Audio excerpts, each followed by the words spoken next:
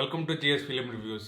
రోజుకు ఒక Hollywood movie review వస్తుంది. ఛానల్కి సబ్స్క్రైబ్ చేసుకోండి. ఈ వీడియో నచ్చితే లైక్ చేసి షేర్ చేయండి. క్రూయల్ ఇంటెన్షన్స్ అనేది ఒక సిరీస్. ఇది యాక్చువల్గా పాత మూవీ. ఆ మూవీని సిరీస్ చేశారు. కానీ అదేం స్ట్రెచ్ అయిందా, ల్యాగ్ ఉందా అంటే ఏమి లేదు. యాక్చువల్ బాగానే తీశారు.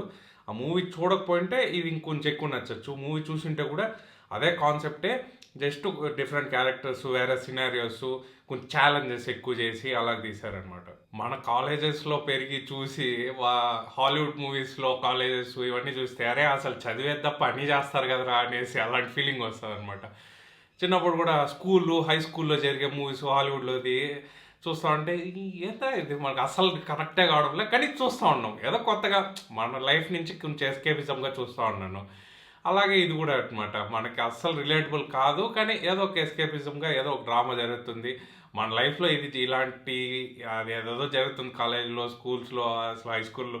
అదే డిఫరెంట్ వరల్డ్ కదా వాళ్ళది. మన వరల్డ్ డిఫరెంట్ ఉంటుంది, కానీ అదేదో డిఫరెంట్, మన వేరే మనుషులు చూసినట్టు మనం చూస్తాం అదేదో వింతగా. కానీ మన మెయిన్ ఇంపార్టెంట్ డ్రామా, ఎమోషన్స్ అది బాగుందంటే ఖచ్చితంగా చూస్తాము. ఇది అలాంటిదే.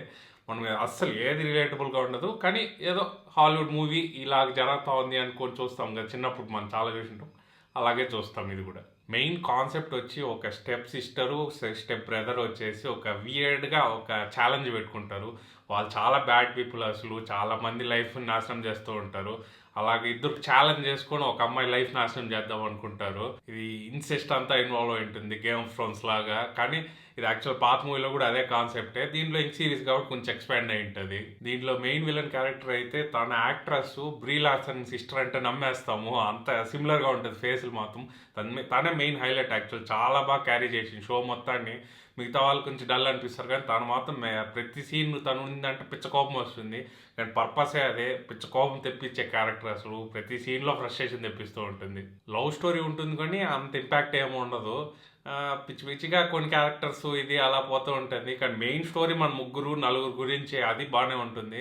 మిగతా స్టోరీస్ అంత ఇంపాక్ట్ ఉండదు. మెయిన్గా ఒక టీచర్ క్యారెక్టర్ ఉంటాడు, వాడు ఎందుకు ఉన్నాడో, ఏం చేస్తాడో, అసలు ఎందుకు అలా బిహేవ్ చేస్తాడో అనిపిస్తుంది. ఈ సిరీస్ వచ్చి నాకు ఆల్రెడీ మూవీ చూశాను చిన్నప్పుడు, ఆ స్టోరీ తెలుసు కాబట్టి ఓకే షో ఎట్ట చేశారని చూశాను.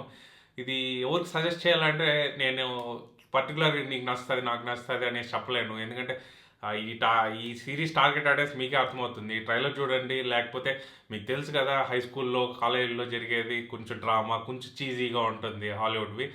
ఆ టైప్ని మీకు ఆ జానర్లో నచ్చింది అంటే ఈ సిరీస్ ఖచ్చితంగా చూడండి. మంచి టైంపాస్, అదేం బోర్ ఏం కొట్టదు, కానీ ఏదో జరుగుతూ ఉంటుంది, కొంచెం టైంపాస్గా చూసేయచ్చు. ఈ రివ్యూ నచ్చుంటే లైక్ చేసి షేర్ చేయండి. నెక్స్ట్ రివ్యూలో కలుసుకుంటాం. పీస్.